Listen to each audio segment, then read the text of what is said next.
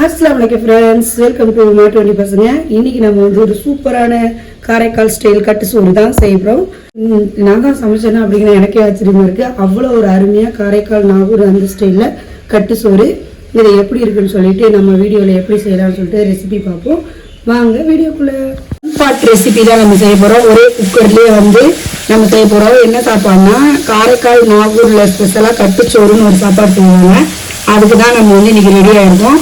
அப்படியே நம்ம வந்து தாளிச்சு விட்டுறலாம். ஒரே இதில் என்னென்ன பொருள்கள்லாம் சேர்க்குறோன்னு நான் ஒன்று ஒன்றா உங்களுக்கு சொல்கிறேன்.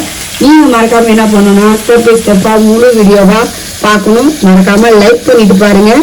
அப்படியே வீடியோக்கு கீழே கமெண்ட் பண்ணவும் செய்யுங்க. இப்போதைக்கு நம்ம வந்து தாளிச்சு விட்டுடலாமா? ஃபர்ஸ்ட் இந்த சாப்பாடு செய்யறதுக்கு முன்னாடியே ஒரு சின்ன லெமன் சைஸ் அளவுக்கு புளியை நல்லா 1/2 மணி நேரம் ஊற வச்சுட்டேன். அதேமாரி நம்மளோட எந்த அரிசியில் வேணாலும் செஞ்சுக்கலாம். பச்சரிசி, புழுங்கரிசி எதில் வேணாலும் செஞ்சுக்கலாம். தேவையான பொருட்கள்லாம் நான் ரெடியாக வச்சுருக்கேன் பாருங்க. இதில் வந்து நான் அரிசியும் ஊற வச்சுட்டேன். தண்ணியில் ஒரு 1/2 மணி நேரம் ஊறிக்கிட்டு இருக்கு. பால் வந்து நம்ம 3 கப்பு நான் அரிசி எடுத்துருக்கனால ஒரே ஒரு கப்பு மட்டும் நான் பால் ரெடி பண்ணியிருக்கேன். நிறைய பால் ஊற்ற வேணாம், சும்மா அது ஒரு டேஸ்ட்டுக்கு. அதே மாதிரி மசாலா பொருட்கள், சின்ன வெங்காயம், பூண்டு, கருவேப்பிலை எல்லாம் எடுத்து ரெடி பண்ணி வச்சுட்டேன். இப்போ அப்படியே நம்ம தாளிச்சு விட்டா சூப்பராக நம்மளோட ஒன் பாட் ரெசிபி. மழை டயத்தில் என்ன குழம்பு வைக்குதுன்னு ரொம்ப குழப்பத்தில் இருக்கிறவங்களுக்கு இது ஒரு சூப்பரான ஒரு அருமையான ரெசிபி. நம்ம ஒரு கடலை எண்ணெய் ஊற்றிப்போம். எப்படின்னா ஒரு 50-100 எண்ணெய் அளவுக்கு நல்ல ஒரு கடலை எண்ணெய் ஊற்றிப்போம். இந்த சாப்பாட்டுக்கே ஃபுல்லாக இதுதான் வந்து எண்ணெய். அதனால தான் எண்ணெய் சூடானதுக்கு அப்புறம் தாளிப்புக்கு கடுகு 1 ஸ்பூன், கடலைப்பருப்பு 1 ஸ்பூன், உளுந்து 1 ஸ்பூன், ஒரு 5 காய்ந்த மிளகாய் 5 அதை அப்படியே வெட்டி வச்சிருக்கேன். எல்லாத்தையுமே நம்ம ஒன்றாவே சேர்த்துடலாம் எண்ணெயில்.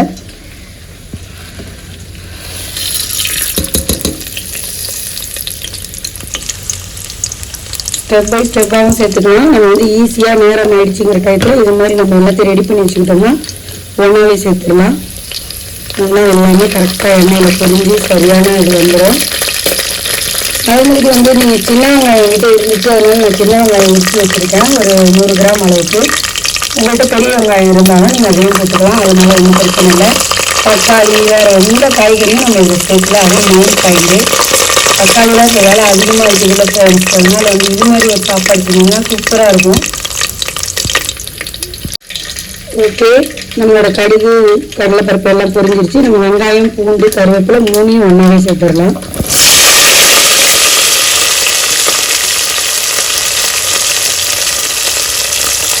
அப்புறம் வந்து நம்மளுக்கு தெரிஞ்ச ஸ்டைலில் நம்ம வந்து கட்டுச்சோறு செய்கிறோம்.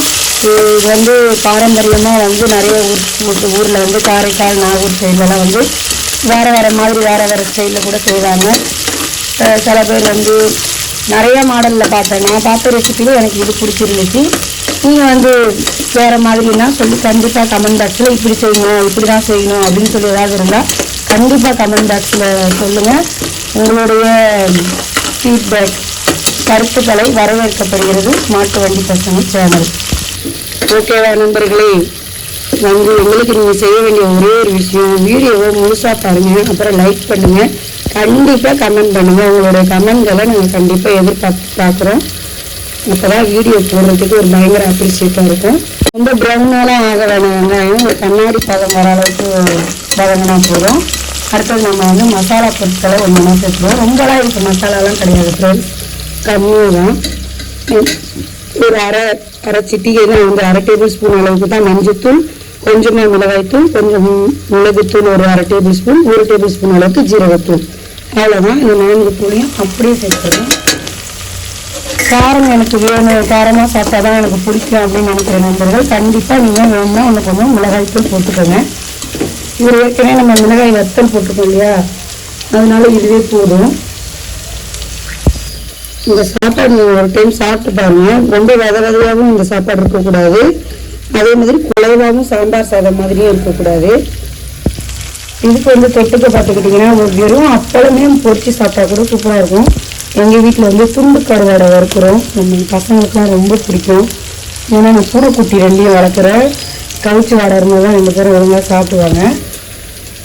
இந்த டயத்தில் வந்து நம்ம என்ன பண்ண போகிறோம்னா, நம்ம ஒரு லெமன் சைஸ் புளி ஊற வச்சுருந்தோம் இல்லையா, அதோட சாரை இதில் ஊற்றிக்க போகிறோம்.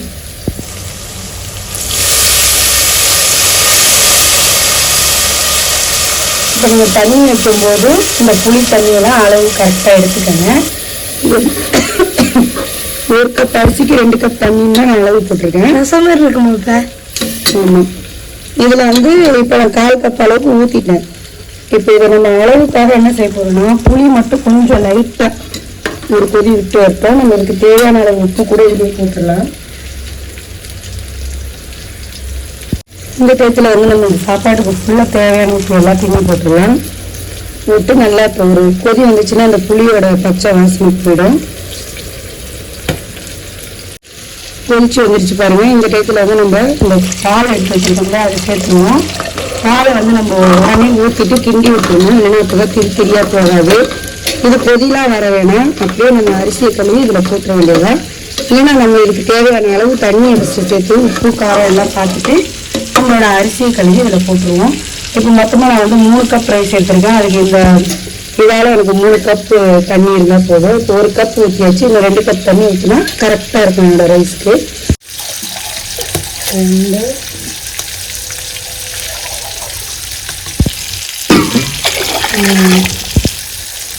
ஓகே, இது 3 கப் அளவு கரெக்டாக இருக்கும் என்னோடய சாப்பாடுக்கு. உங்கள் அரிசி எப்படியோ அதுக்கு தகுந்த மாதிரி நீங்கள் தண்ணியை கூட குறைச்சி பார்த்துக்கோங்க.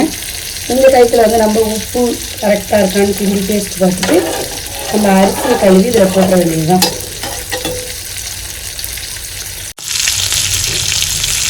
வர அளவுக்கு நம்ம வெயிட் பண்ணக்கூடாது. அப்படியே நம்ம சூடு வரும்போது நம்ம ஒரு அரிசி இதில் போட்ட வேண்டியதுதான். அப்போல்லாம் வந்து எப்படி நம்ம வந்து புளி சோறு லெமன் சோறுலாம் கட்டிக்கிட்டு வெளியூருக்கு போகிறோமோ அது மாதிரி இது வந்து கட்டு சோறுன்னு சொல்லி இதை கட்டிட்டு தான் ஊருக்கு ட்ராவலிங்ஸ்லாம் போவாங்க. இதை வந்து பனை ஓலையில் கட்டி வச்சிருந்தா கெட்டே போகாதான். அவ்வளோ நல்லா சூப்பராக இருக்குமா.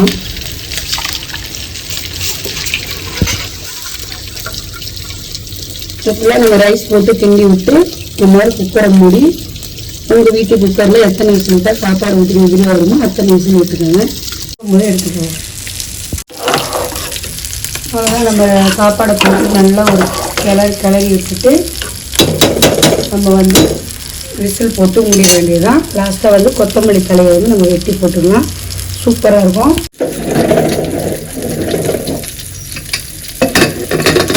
அவ்வளோதான். ஒரு 10-15 நிமிடத்துலேயே நம்ம சாப்பாடு பொருட்கள் எல்லாம் ரெடி பண்ணிட்டா 10-15 நிமிடத்துல சூப்பராக ரெடி ஆகிடும். வெயிட் பண்ணி பார்ப்போம். அவ்வளோதான் ஃப்ரெண்ட்ஸ், 2 விசில் விட்டு மூடியாச்சு.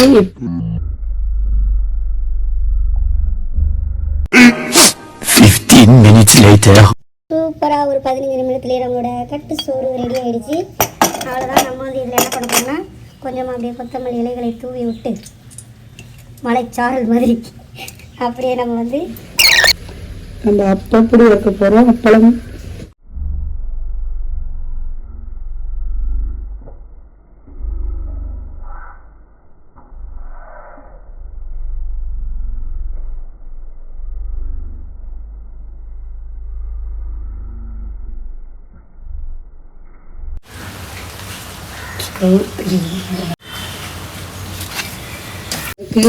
சிம்பிளான ஒரு தொட்டுக்க நம்மளோட அப்பளம், முட்டை ஆம்லேட், கருவாடு எது தொட்டு சாப்பிட்டாலும் சூப்பராக இருக்கும். வாங்க நம்ம சர்வ் பண்ணி சாப்பிடுவோம்.